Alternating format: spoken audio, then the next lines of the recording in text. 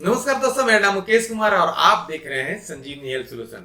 आज के इस टॉपिक में हम बात करेंगे कि हमारे गर्दन में जो दर्द होता है, सर्वाइकल स्पॉन्डिलाइटिस जिसे कहते हैं, वह क्या होता है, कैसे होता है, उसको हम कैसे ठीक कर सकते हैं। इसके लिए जो एक्सरसाइज है उसके बारे में आज हम बताएंगे। तो वीडियो को बिल्कुल अंत तक देखेंगे और बिल्कुल बारीकी से समझेंगे और उसके बाद अगर अपनाते हैं इस एक्सरसाइज को तो विदिन 10 से 15 दिन के अंदर आपके सर्वाइकल स्पॉन्डिलाइटिस का जो प्रॉब्लम है वो ठीक हो सकता है। दोस्तों, हमारे गर्दन का जो हड्डी होता है, जिसे हम रीढ़ का हड्डी कहते हैं, जो हमारे ब्रेन से लेकर के नीचे तक जो फैला होता है, वह टोटल 31 हड्डी होता है। ऊपर गर्दन का जो हड्डियां होती हैं उसे हम सर्वाइकल स्पाइन कहते हैं। उसके बाद 12 जो होते हैं हड्डी उसे हम डॉर्जल स्पाइन कहते हैं। उसके नीचे 5 होता है जो लंबर स्पाइन कहते हैं। अभी मैं फिलहाल सिर्फ और सिर्फ सर्वाइकल स्पाइन के बारे में थोड़ा सा बताऊंगा। उसके बाद मैं एक्सरसाइज बताऊंगा कि कैसे इसको हम लोग ठीक कर सकते हैं। दोस्तों, हमारे सर्वाइकल स्पाइन के बीच से नर्व निकल कर आता है जो हमारे अपर लिम्ब को जाता है। अपर लिम्ब मींस दोनों हाथ के जो एरिया है उसमें हमारा नर्व निकल के आता है जो कि सर्वाइकल स्पाइन से निकल के आता है।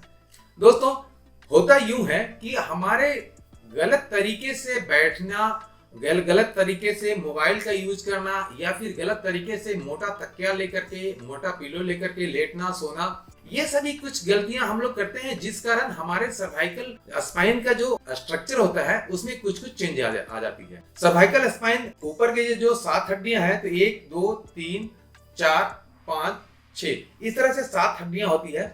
सभी हड्डियों के बीच में एक गैप होता है और उस गैप से ही नर्व निकल करके हमारे शोल्डर में, हैंड में, दोनों शोल्डर में उसका नर्व जाता है। अगर उस हड्डियों के बीच में अगर गैप की कमी आ गई है या एक दूसरे हड्डी के बीच में गैप बढ़ गया है तो हमारा नर्व दबने लगता है, जिस कारण मुझे पेन महसूस होने लगता है। अगर शुरुआती में हम समझ गए हैं कि हाँ ऐसा प्रॉब्लम है तो हम अपने कुछ हैबिट को चेंज कर लिए हैं तो अच्छी बात है। वरना अगर साल 2 साल के बाद अगर इस पर हम अगर ध्यान देते हैं तो वह थोड़ा देर हो चुका होता है। दोस्तों, सर्वाइकल स्पॉन्डिलाइटिस जिसे कहते हैं उसमें यही होता है कि हमारे हड्डियों के बीच में, सर्वाइकल हड्डियों के बीच में गैप की कमी आ जाना या गैप का बढ़ जाना के कारण जो नर्व दबता है उससे जो पेन होता है उसे हम लोग सर्वाइकल स्पॉन्डिलाइटिस कहते हैं। किसी का तो इतना ज्यादा स्टिफनेस हो जाता है कि सर पूरा घुमाना पड़ता है बायां देखने के लिए और सर पूरा घुमाना पड़ता है दायां देखने के लिए।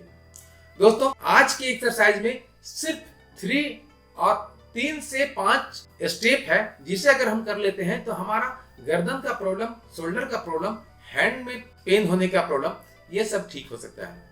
दोस्तों, इसमें करना क्या है कि हमारे जो गर्दन है उस चीज को बिल्कुल एनाटॉमिकल पोजीशन पे, एनाटॉमिकल पोजीशन इट मींस मैं ऐसा बैठा रहूंगा। अगर टेबल है तो अच्छी बात है, टेबल पे मैं अपना हाथ रख करके अपने इस पोजीशन को इस तरह से रखूंगा और इस गर्दन से दाहिने तरफ मैं ठेलूंगा, मैं दबाऊंगा इस तरह से और हाथ मेरा ऐसा है कि वह उधर जाने नहीं देगा। तो इस तरह से मैं कम से कम 1 बार हुआ, 2 बार हुआ, इस तरह से हम कम से कम भी तो 20 बार करेंगे। दूसरा स्टेप, अब लेफ्ट हैंड से भी मुझे, हाथ से मुझे इधर की तरफ गर्दन को दबाना है और गर्दन से मुझे उस तरफ दबाना है। तो इस तरह से अगर हम 1 हुआ, 2 हुआ, इस तरह से 20 बार इधर से करना है। दोस्तों, यह 2 स्टेप हो गया। तीसरा स्टेप में क्या करना है कि हमारा जो हाथ है, ये हाथ को मैं अपने ठुड्डी के नीचे रखूंगा और इस हाथ के नीचे मेरा टेबल है, यानी कि हम अपने गर्दन से नीचे की तरफ प्रेस करेंगे, दबाएंगे और हमारा हाथ है जो कि नीचे दबने नहीं देगा क्योंकि नीचे टेबल से सपोर्ट किया हुआ है। दोस्तों, इस तरह से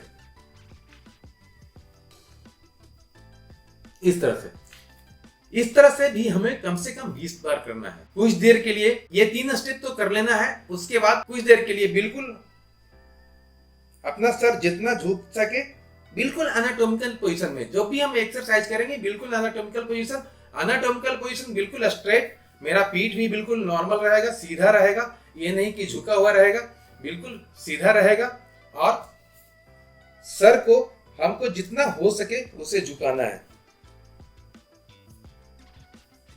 बिल्कुल नीचे झुकाना है। झुकाने के बाद कम से कम 15 सेकेंड 20 सेकेंड तक जितना हो सके रखना है। उसके बाद फिर नॉर्मल पोजीशन पे आना है। उसके बाद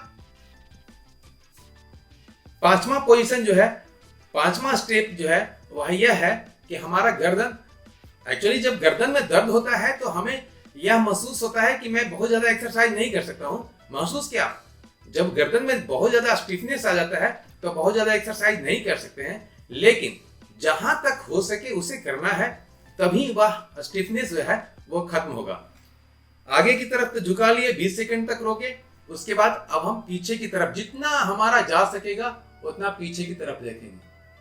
हमारा दोनों हाथ बिल्कुल टेबल पर ही रहेगा और हम पीछे की तरफ अपना मुड़ी ले जाएंगे, अपना सर को ले जाएंगे।